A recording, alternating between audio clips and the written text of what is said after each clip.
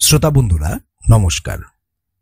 The story রিপাবলিকে আপনাদের সঙ্গে আমি অনিকেত রয়েছি।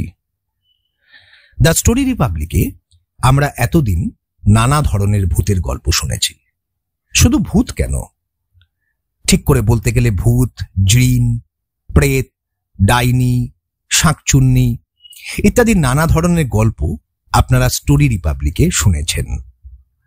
আজকে এখন আমরা যেটা শুনব সেটা ঠিক গল্প নয়, বরং গল্পের ওপর একটি গল্প। অধ্যাপক সুকুমার সেনের লেখা আমার প্রিয় একটি নিবন্ধ, যার নাম গল্পের ভূত। আজকে সেটি আমি আপনাদের সাথে ভাগ করে নেব।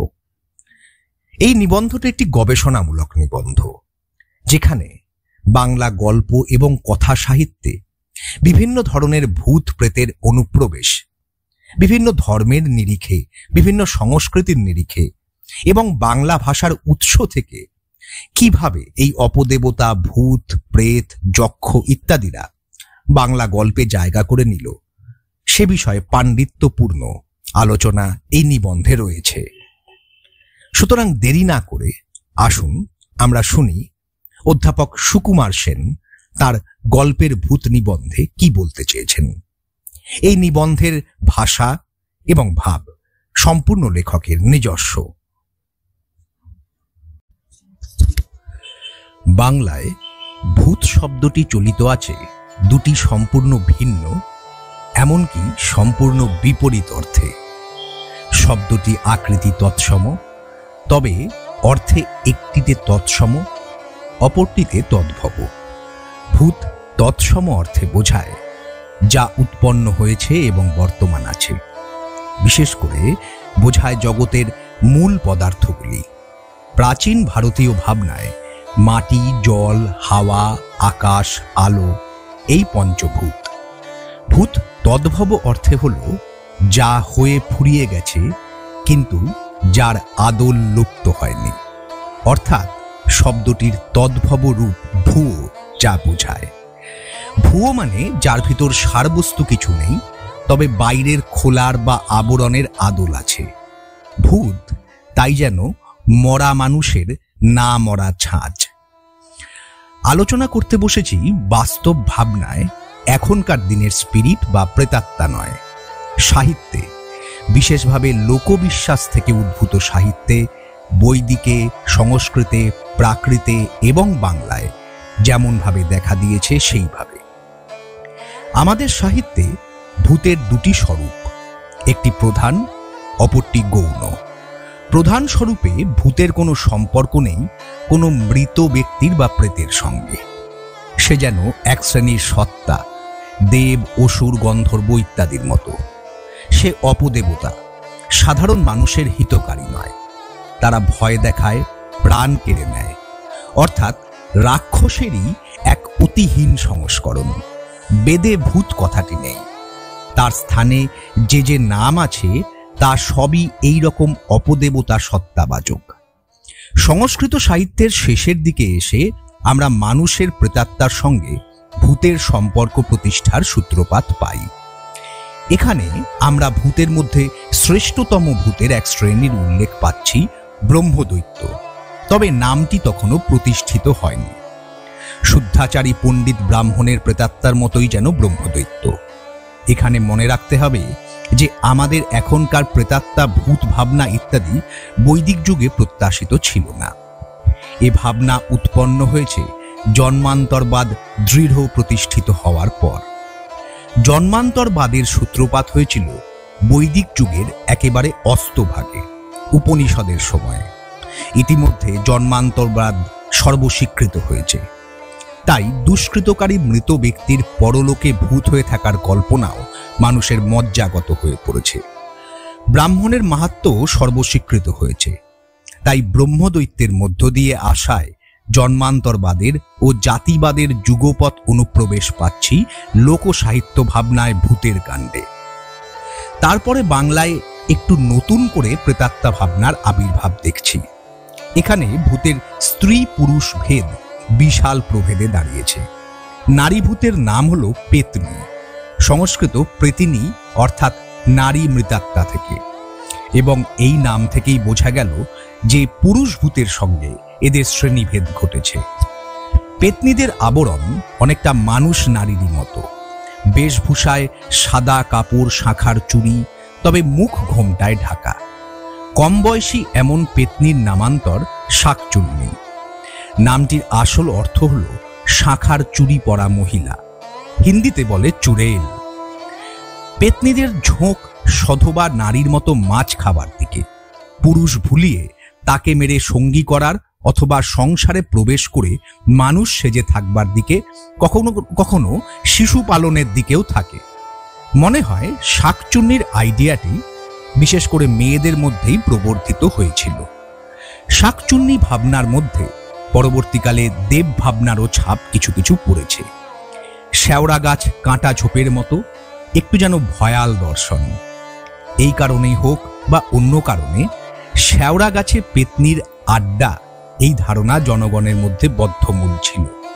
ভয়ের বস্তুকে ভক্তির বস্তুতে পরিণত করা মানব মনের অগ্রসরতার চিহ্ন। তাই শেওড়া গাছে বন দুর্গার পূজা প্রচলিত হল। মুসলমান প্রধান অঞ্চলেও বন বিবি নামে পূজা পেলেন। মুসলমান লেখক এর প্রশস্তি আখ্যায়িকা লিখলেন বন বিবির জহুরানামা। পেত্নীর প্রসঙ্গে ডাইনির কথা এসে পড়ে। ডাইনি বলতে মিশ্র জাতির সত্য কল্পনা বোঝায়। ডাইনির মধ্যে মানুষ আছে, গন্ধর্ব আছে, দেবী আছে, পেত্নীও আছে। ডাইনি এসেছে ডাকিনী থেকে।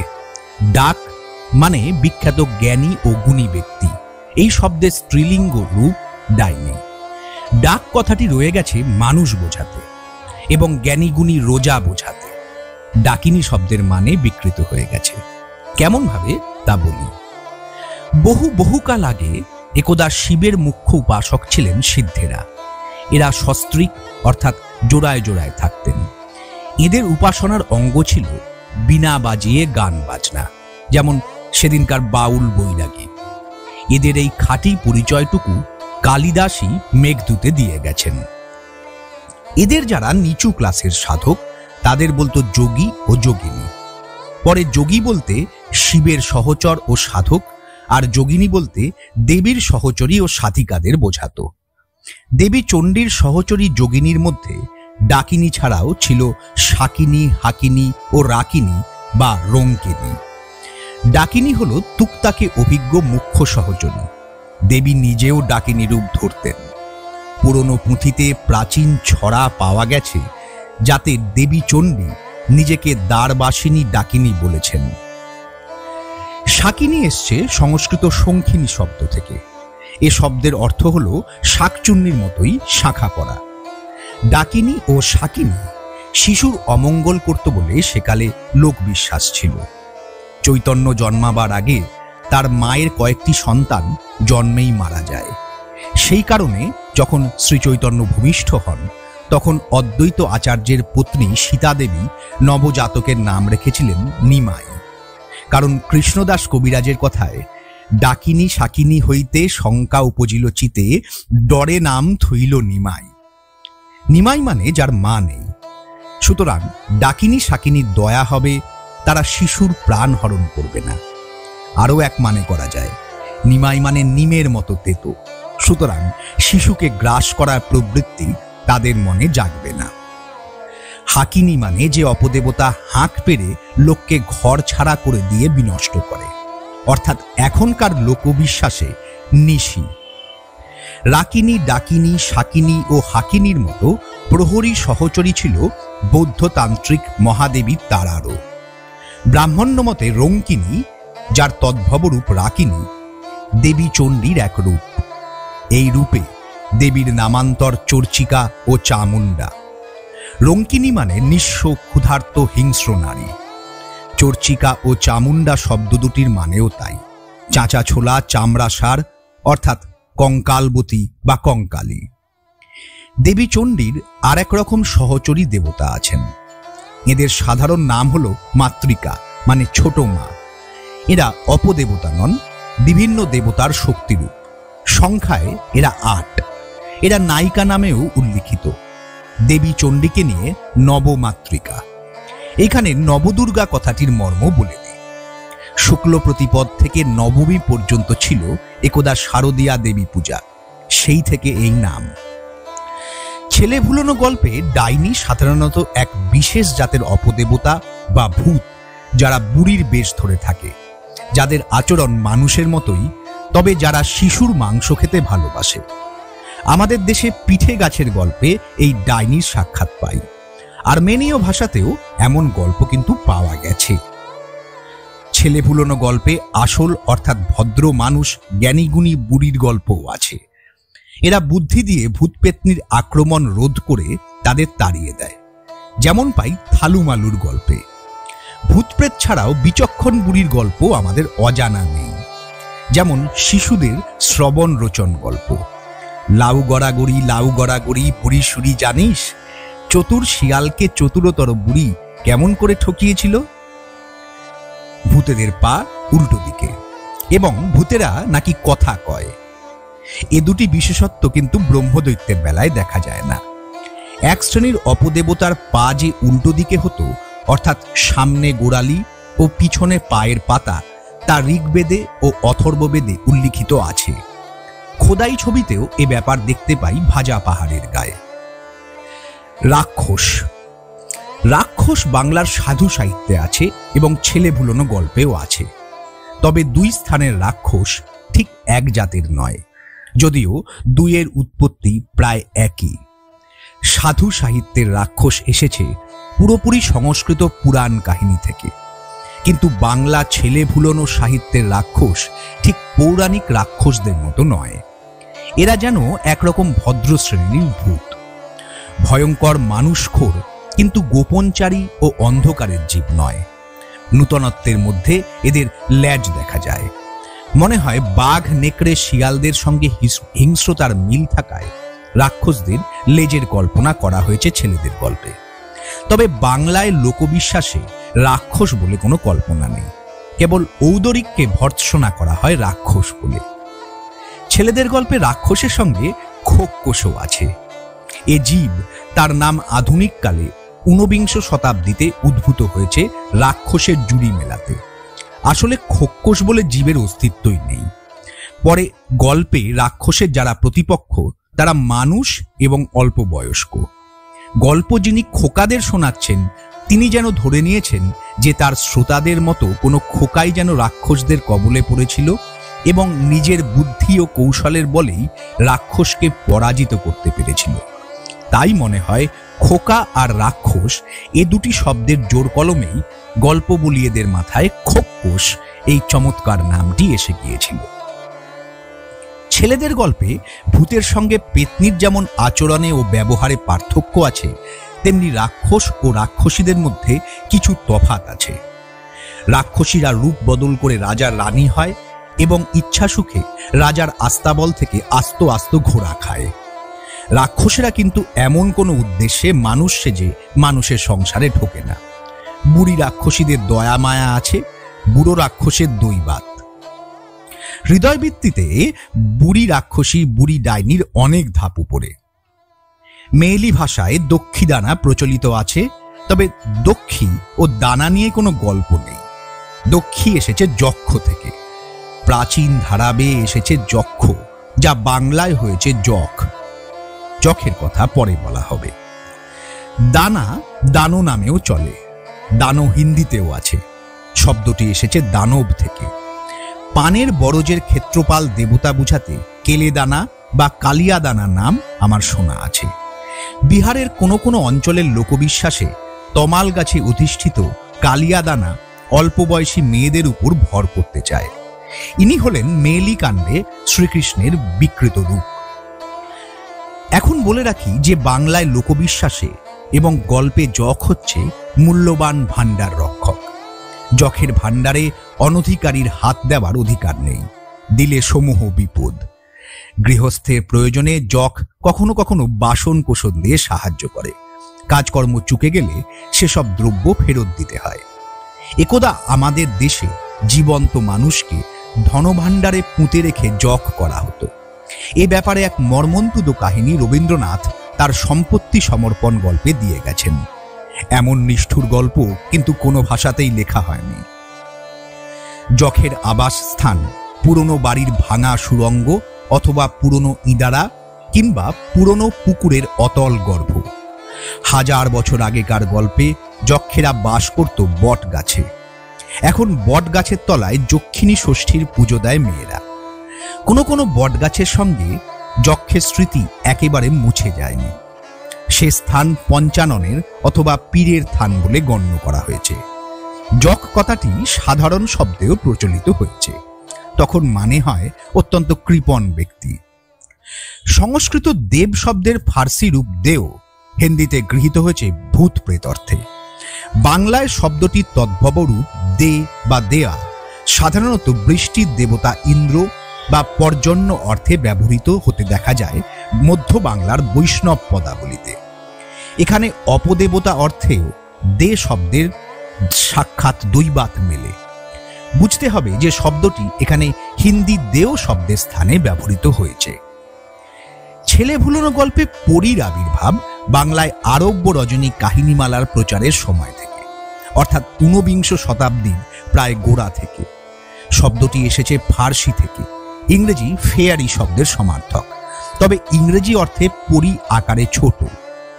পরীর বিশেষত্ব অসাধারণ সৌন্দর্য ও প্রজাপতির মতো পাখাযুক্ত। এরা যথেচ্ছ রূপ ধারণ করতে পারে এবং যথেচ্ছ গমনাগমন করতে পারে। বৈদিক কালের অপ্সরাদের ধারা বেয়ে এসছে, তবে কতক ইরানের পথ দিয়েও এসছে। আমাদের ধারা বেয়েও কতক এসছে। তার প্রমাণ রয়েছে তন্ত্র সাধনার বিবরণে। এরা যোগিনী বা নায়িকা বলে গণ্য হতো। সাধক তপস্যা করে এদের কাছে টেনে এনে সঙ্গ সুখ উপভোগ করতে পারতেন। এ ধারণা যে ষোড়শ শতাব্দীতেও আমাদের দেশে চলিত ছিল তার প্রমাণ রয়েছে বৃন্দাবন দাসের চৈতন্য ভাগবতে। সন্ন্যাস গ্রহণের কিছুকাল আগে থেকে শ্রী চৈতন্য গৃহধর্ম বিমুখ হয়েছিলেন। তিনি ভক্ত সঙ্গীদের নিয়ে প্রতিবেশী বর্ষিয়ান ভক্ত শ্রীবাস পণ্ডিতের বাড়িতে রাত্রিকাল কৃষ্ণলীলা নাম গানে কাটাতেন। বাইরের লোকেদের উৎপাত এড়াবার জন্য দরজায় খিল দেওয়া হতো। গান বাজনা শুনে লোকে ঢুকতে চাইত, আর ঢুকতে না পেয়ে বিরক্ত হয়ে চৈতন্য ও তার সঙ্গীদের নামে এইভাবে কলঙ্ক ছড়াতো। তারা বলতো, এরা সব মধুমতি সিদ্ধি জানে, রাত্রি করি মন্ত্রপণি পঞ্চকন্যা আনে ইত্যাদি। মধুমতি হল এইরকম এক অপ্সরা বা পরীর নাম। অপদেবতা মধুমতিকে নিয়ে বিভূতিভূষণ বন্দ্যোপাধ্যায়ের একাধিক গল্প আছে তারানাথ তান্ত্রিককে উপলক্ষ করে। বাংলা গল্পে পরী ডানা পরিত্যাগ করেছে। তুলনা করা যায় পরমা সুন্দরী মেয়ের বর্ণনা, যেন ডানা কাটা পরী। বাংলা গল্পে স্বাভাবিকভাবেই শঙ্খিনীর দলে পড়ে গেছে, তবে পরী কখনোই দুষ্ট নয়। ছেলে ভুলোনো গল্প থেকে উদ্ধার করে রবীন্দ্রনাথ পরীকে বাংলা সাহিত্যে এক সর্বোত্তম নায়িকার ভূমিকায় প্রতিষ্ঠিত করেছেন তার পরীর পরিচয় গল্পে। এই গল্পটির দ্বারা রবীন্দ্রনাথ ছেলে ভুলোনো গল্পের সঙ্গে সাহিত্যের শ্রেষ্ঠ গল্পলোকের অনর সেতু বন্ধন করে দিয়েছেন। মুসলমানদের ধর্মবিশ্বাসে জন্মান্তর নেই, তাই মুসলমান মতে ভূত প্রেত নেই। তবে ওরকম সত্তা ভাবনার মতো অপদেবতা ভাবনা আছে। তার মধ্যে যে ভাবনা প্রধান তার নাম জিন। শব্দটি মূলে আরবি। জিন অনেকটা আমাদের যক্ষ ও দানবের মতো, গন্ধর্বের মতো বলা যায়। এরা খুব নারী লুব্ধ। মুসলমানি অলৌকিক গল্পের মধ্যে যেমন আরব্য উপন্যাসে জিন প্রচুর পাওয়া যায়। কোনো কোনো বাংলা ছেলে ভুলোনো গল্পেও জিন দেখা দিয়েছে ভূতের ভোল নিয়ে। তবে বুঝতে হবে যে এমন গল্পের বীজ এসেছে বাইরে থেকে।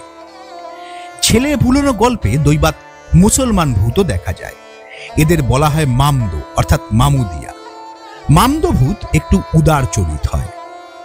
যে গল্পে দু একটি আমরা মামদ সন্ধান পাই, সেই গল্পের বীজ মনে হয় বাইরে থেকে আসা অথবা মুসলমানি প্রভাবে গড়া।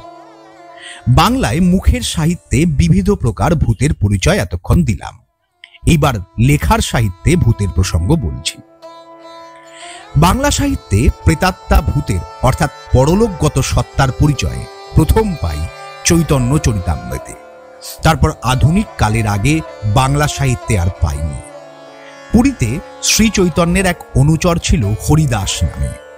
ইনি ছিলেন ব্রাহ্মণ এবং সুকণ্ঠ সুগায়ক। একদা চৈতন্যের আজ্ঞা লঙ্ঘন করে হরিদাস তার বিশেষ বিরাজ ভাজন হয়েছিলেন। চৈতন্য হরিদাসকে পরিত্যাগ করেছিলেন, আর সেই দুঃখে হরিদাস প্রয়াগে গিয়ে গঙ্গা যমুনা সঙ্গমে আত্মহত্যা করেছিলেন। এ কথা কেউই জানতেন না। তারপর পুরীতে চৈতন্যের সঙ্গী অনুচরের অনেকেই অদৃশ্য হরিদাসের গলায় গান শুনতে পেতেন। তখন তারা খোঁজ খবর করে তবে হরিদাসের আত্মহত্যার কথা জানতে পেরেছিলেন। গল্পের ভূতের শুধু উল্লেখ নয়, কিছু সরস বিবরণ পাচ্ছি ওই ষোড়শ শতাব্দীতেই কবিকঙ্কন মুকুন্দর চণ্ডীমঙ্গল কাব্যে। সাধু ধনপতি দত্তর পুত্র শ্রীপতি দত্ত নিখোঁজ পিতার সন্ধানে সিংহলে এসে রাজার কোপে পড়ে গেছে। তার প্রাণদণ্ড হয়েছে। প্রাণদণ্ড দেওয়ার সময় দেবী চণ্ডী শ্রীপতির বৃদ্ধ পিতামহী সেজে কোটালের কাছে নাতির প্রাণ ভিক্ষা করেন। কোটাল রাজি হয় না। তখন দেবী তার দানব বাহিনী লেলিয়ে দেন রাজার বাহিনীর বিরুদ্ধে। এই বিষম যুদ্ধে রাজার পক্ষে অনেক সিপাই সামন্ত হাতি ঘোড়া মারা যায়। তারপর মৃতদেহগুলি নিয়ে রণক্ষেত্রে হাট বাজার বসে যায় ভূত প্রেত পিশাচ দানব। এই বিভৎস কারবারের বর্ণনা দিয়েছেন মুকুন্দ যথাসম্ভব বিস্তৃতভাবে। তবে তার আগে দেবী ঠাটের একটু বর্ণনা দিই। দেবী চণ্ডী সিংহলের রাজা ও তার সশস্ত্র বাহিনীর সঙ্গে যুদ্ধে নেমেছেন। তার আগু দলে আছে 8 জন প্রধান দানা। তাদের নাম যথাক্রমে ধূম্রনাশ, কালু, খাটু, তালজঙ্ঘ, আচাভুয়া, মহানাল, আউটবেতাল ও সিংহমুরা। ধূম্রনাশ মানে যার নাক দিয়ে ধোঁয়া বেরোয়, কালু অর্থাৎ কেলে, খাটু খেটে, তালজঙ্ঘ তাল গাছের মতো পা, আচাভুয়া কিম্ভূত কিমাকার, মহানাল দীর্ঘ নল গাছের মতো, আউটবেতাল 2.5 হাত দীর্ঘ বামন, সিংহমুরা যার মুখ সিংহের মতো। তার পরের দলে গেলেন ব্রাহ্মণী প্রভৃতি মাতৃকারা, আর শেষে রইলেন চণ্ডী বুড়ো বামনির বেশ ধারণ করে। যুদ্ধ জয় হল। রণক্ষেত্রে পিশাচ পিশাচিরা অর্থাৎ ভূত পেতনিরা মৃতদেহের কারবার করতে হাট ও বাজারও বসালো। এ যেন তখনকার বুড়ো ছেলেদের ভূতের গল্পের মতো। কবিকঙ্কনের অনুসরণে ভারতচন্দ্র তার অন্নপূর্ণা মঙ্গলের মানসিংহ অংশে দিল্লিতে ভূতের উৎপাত অংশটি লিখেছিলেন। বাংলা চিত্রকলায় ভূতের ছবি অনেকদিন থেকেই আছে। পটুয়াদের ছবি গড়ায় ভূতের ছবি চলে এসেছে 7ম শতাব্দীর আগে থেকে। বাণভট্টের উল্লিখিত জমপট তার প্রমাণ। দুর্গা প্রতিমার চালচিত্রে ভূতের ছবি সম্ভবত 15 শতাব্দীরও আগে থেকে প্রচলিত হয়েছিল। পুঁথির মলাট পটেও ভূতের ছবি মাঝে মাঝে পাওয়া যায় 19 শতকের গোড়া পর্যন্ত। ছাপা বইয়ে ভূতের ছবি প্রথম দেখা দিয়েছিল ভারতচন্দ্রের কাব্যের সচিত্র সংস্করণে। তারপরে 2-1টি পুরাণ গ্রন্থের অনুবাদে ও আরব্য উপন্যাস জাতীয় বিদেশি গল্পের অনুবাদে।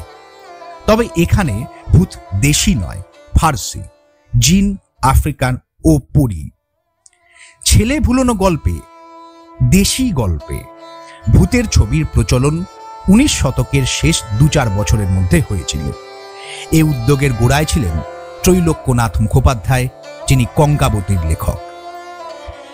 বাংলা সাহিত্যের ইতিহাস ধরে পিছু হাঁটলে আমরা পৌঁছই অবহট্টে, প্রাকৃতে ও সংস্কৃত সাহিত্যে। প্রাকৃত সাহিত্যে সেকালের লৌকিক সংস্কৃতি ও সাহিত্য চিন্তা কিছু কিছু স্থান পেয়েছিল। খ্রিস্টীয় 1ম শতাব্দীর কাছাকাছি সময়ে গুণাঢ্য নামে এক কবি তার সময়ে প্রচলিত গল্প কাহিনী সব জড়ো করে তখনকার দিনের চলিত প্রাকৃতে একখানি গ্রন্থ রচনা করেছিলেন। এ গ্রন্থের মূল প্রাকৃত পাঠ হারিয়ে গেছে। গুণাঢ্যের অনেক পরবর্তীকালে বইটি হারিয়ে যাওয়ার আগে বইটির গল্পগুলি একাধিক কবির দ্বারা সংস্কৃতে অনুদিত হয়। সেই অনুবাদগুলি রয়ে গেছে। মনে হয় এই প্রাকৃত বইটির নাম ছিল বড্ড কাহা বা বড় গল্পের বই, সংস্কৃত অনুবাদে বৃহৎ কথা। অনুবাদকদের মধ্যে প্রসিদ্ধতর হলেন সোমদেব। এর অনুবাদ বেশ বড়। মনে হয় ইনি কিছু কিছু সংযোজনও করে থাকবেন। যাই হোক, এর কথা সরিৎ সাগর রচনাকাল থেকেই জনপ্রিয় হয়ে এসেছে। গুণাঢ্যের গ্রন্থের সম্বন্ধে আমাদের জ্ঞান অনেকটা সোমদেবের অনুবাদের ওপরই নির্ভর করছে। গুণাঢ্যের গ্রন্থে ধৃত ভূতের গল্পের মধ্যে একটি বিশেষ গুচ্ছ বেতাল পঞ্চবিংশতিকা নামে আলাদা বই হিসেবে খুব সমাদৃত হয়েছিল, তবে সংস্কৃত ভাষায়, প্রাকৃতে বা অবহট্টে নয়। বেতাল পঞ্চবিংশতির গল্প খুব জনপ্রিয় হয়েছিল বাংলায় অষ্টাদশ খ্রিস্টাব্দের শেষ ভাগ থেকে। ওই শতাব্দীর শেষ ভাগে ও 19 শতাব্দীর গোড়ার দিকে গল্পগুলি একাধিক ব্যক্তি কর্তৃক পদ্যে বিবৃত হয়েছিল। গল্পগুলির হিন্দি রূপ অবলম্বনে বিদ্যাসাগর ফোর্ট উইলিয়াম কলেজে বাংলা শিক্ষার্থীদের জন্য গল্পগুলি নিজের মতো করে লিখেছিলেন গদ্যে 1847 সালে। এই সাধু ভাষার আদর্শ রীতিতে লেখা প্রথম বই। বেতাল পঞ্চবিংশতিতে বিশেষ করে কাহিনীর আরম্ভে যে পরিবেশ বর্ণিত আছে তার ভয়াবহতা আধুনিক শ্রেষ্ঠ ভূতের গল্পেও সহজে মেলে না। গল্পগুলির নায়ক রাজা বিক্রমাদিত্য, প্রতিনায়ক এক পিশাচ সিদ্ধিকামী যোগী। অসম সাহসী রাজা তার বুদ্ধিবৃত্তি খাটিয়ে যোগীকে পরাস্ত ও নিহত করেন এবং তার ফলে দেবী তাকে বেতাল সিদ্ধি দান করেন। বেতাল পঞ্চবিংশতি গল্পগুলি যেভাবে অনুকৃত হয়েছে বাংলা ভাষায়, তাতে বিক্রমাদিত্য হয়েছিলেন যেন তাল বেতাল সিদ্ধ, অর্থাৎ তিনি তাল ও বেতাল এই দুই অপদেবতার সম্পূর্ণ আনুগত্য ও আধিপত্য পেয়েছিলেন। বেতাল হল নিতান্ত খর্বাকায় ভূত। শব্দটির মানে হল কুমড়ো বা ওড়িয়া বৈতল। কবিকঙ্কন এক দানার নাম করেছেন খাটু, অর্থাৎ খেটে বা বেটে ভূত, হিন্দিতে গুটিয়া দেও। বেতালের স্ত্রীরূপ বৈতালী বৌদ্ধ তান্ত্রিক শাস্ত্রে মহাদেবী তারার অনুচরী রূপে পাওয়া যায়। তাল হল বেতালের বিপরীত, প্রচণ্ড দীর্ঘকায় ভূত। কবিকঙ্কন বলেছেন তাল জঙ্ঘ, অর্থাৎ তাল গাছের মতো পা। জৈনরা তাদের সংস্কৃত রচনায় ভূত, প্রেত, বেতাল ইত্যাদি বোঝাতে বন্তর শব্দটি ব্যবহার করেছেন। শব্দটি বেতাল শব্দের আধারে লোক নিরুক্তির সাহায্যে গড়া শব্দ, অর্থাৎ বি যোগ অন্তর, মানে বিশেষ দূরে থাকা। সংস্কৃত সাধারণ ও পৌরাণিক সাহিত্যে আমাদের ভূতের অর্থে সাধারণত পিশাচ শব্দ ব্যবহৃত হয়। কথাটির ব্যুৎপত্তি জানা যায়নি। আমাদের লৌকিক ভূতের গল্পের মতো গল্প পিশাচকে নিয়েছিল সংস্কৃতে, কিন্তু তেমন কোনো গল্প তার ভীতিরস অটুট রেখে আমাদের হাতে আসেনি। তবে এমন গল্প ছিল, তার এক টুকরো প্রমাণ আমরা পেয়েছি মহাভারতের বনপর্বে। গল্পটি নেই, তবে গল্পের থেকে এক টুকরো ছড়া উদ্ধৃত হয়েছে, তার থেকে কিন্তু আমি এই অনুমান করছি। ছড়াটি বলছে, এক পিশাচী তার কবলে পড়া এক সপুত্র নারীকে যুগন্ধরে দই খেয়ে অচ্যুত স্থলে রাত কাটিয়ে তারপর অদ্ভুত লয়ে স্নান করে যদি ছেলেকে নিয়ে থাকো, তবে এই রকম ঘটবে তোমার দিনের বেলায়, আর রাত্রিতে হবে অন্যরকম। যুগন্ধর ছাড়া কোনো স্থান নামের সম্বন্ধে কিছু জানা নেই, তবে এসব জায়গায় মাতা পুত্রের যে কি ঘটেছিল তা জানবার কৌতূহল জাগে। গল্পটি পেলে বেশ হতো। মানুষকে ভূতে পাওয়ার গল্প প্রথম পাচ্ছি উপনিষদে। তবে এখন এইটুকু বলে রাখি যে উপনিষদের গল্পে গন্ধর্ব হলো পুরুষ ভূত যে পেয়েছিল নারীকে। এখানে ভূতের নাম পাই কবন্ধ, অর্থাৎ মাথা কাটা মশকের মতো, যেমন জামার মতো আষ্টে পৃষ্ঠে জড়িয়ে থাকত। বাংলা প্রতিশব্দ কন্দকাটা এসেছে সংস্কৃত কবন্ধ থেকে, তবে কাটা যুক্ত হয়ে। তার কারণ কবন্ধ বাংলায় যেমন কন্দ হয়েছিল, তেমনি স্কন্ধ ও স্কন্দ হয়েছিল। দুটি শব্দের অর্থভেদ রাখার জন্যই কন্দকাটা বাংলায় সৃষ্ট হয়েছে। কন্দকাটা দিয়ে বাংলায় কোনো গল্প গজায়নি। এ ভূত সম্পূর্ণভাবে অল্প বয়সীর কল্পনায় রয়ে গেছে।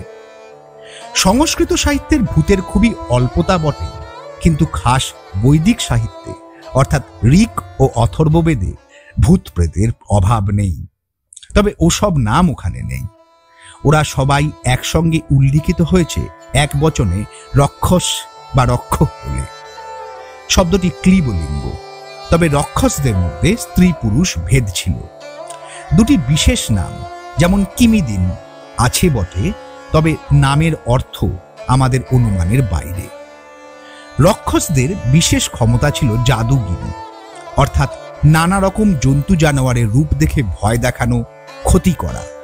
তাই এদের একরকম নামান্তরই ছিল জাতুধান। এদের পরম শত্রু ছিলেন ইন্দ্র। নলবনে অপদেবতা থাকার ঐতিহ্য 2500-3000 বছর অন্তর্বাহিত হয়ে এসে বাংলায় দেখা দিয়েছে নারাবুনে, অর্থাৎ নলবনে থাকা ভূত। যত সব নারাবুনে সব হলো কীর্তুনে। এই প্রসঙ্গে মনে রাখতে হবে যে শতপথ ব্রাহ্মণে শকুন্তলাকে নারপিতি বলা হয়েছে। শকুন্তলাকে মানুষ করেছিলেন কর্ণ। কর্ণ নামে ছেলে খেকো ভূতের উল্লেখ আছে কিন্তু অথর্ববেদে। এখানে সম্ভবত মধ্য ইউরোপের লোকবিশ্বাসে যে ভ্যাম্পায়ার বা রক্তপায়ী বাদুড়ের ধারণা আছে তাই বোঝাচ্ছে। এমন ভাবনা আমাদের লোকবিশ্বাসে নেই।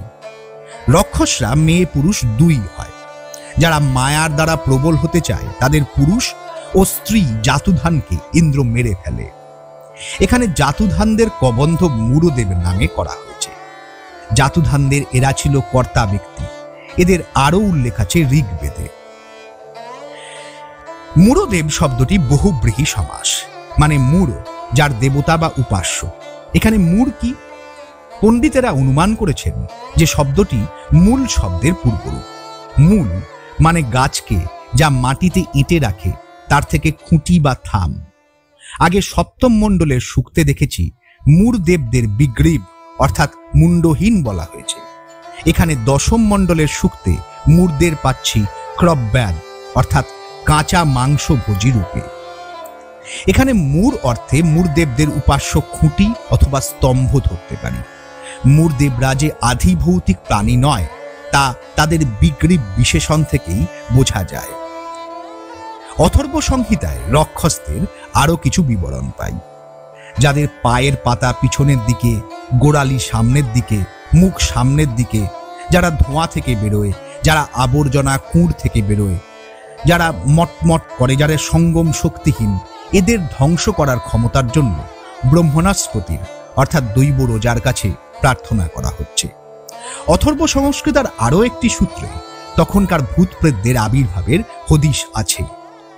এখানে বলা হচ্ছে কেউ হয় কুকুরের মতো, কেউ বাঁদরের মতো, কেউ বা সর্বাঙ্গ চুলওয়ালা ছেলে, নয়নের আনন্দময় মূর্তি গন্ধর্ব মেয়েদের খোঁজে।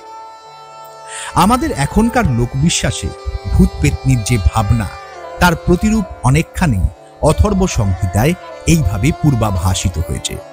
ঋগ্বেদের ভাবনায় রাক্ষস ঠিক আমাদের ভাবনার ভূত প্রেত নয়। তারা অনিষ্টকারী, ভয়ঙ্কর প্রাণী তাদের উপজীব্যের মতো, তবে তারা অমর নয়। মানুষের মতো তাদেরও রাজ্য আছে, তারাও যুদ্ধ বিগ্রহ করে। ঋগ্বেদের রাক্ষস ধারণা অনেকটা বাস্তবিক ও অর্ধেক কাল্পনিক, তবে ভয়াবহ, এবং প্রধানত সেই কারণে আমাদের ভূত প্রেত রাক্ষসের সমগোত্রীয় এদেরকে বলা যায়। অধ্যাপক সুকুমার সেনের গল্পের ভূত নিবন্ধটি এখানেই শেষ হলো। এই নিবন্ধ সম্পর্কে আমার নিজের মনে অনেক প্রশ্ন আছে, আরো অনেক কিছু জানার ইচ্ছা আছে। শ্রোতাবন্ধুদের আছে সেটা আশা করি। আপনাদের প্রশ্নগুলি আপনারা অবশ্যই কমেন্ট বক্সে জানাবেন। তার সাথে দ্য স্টোরি রিপাবলিক চ্যানেলটিকে লাইক এবং সাবস্ক্রাইব করবেন। ধন্যবাদ।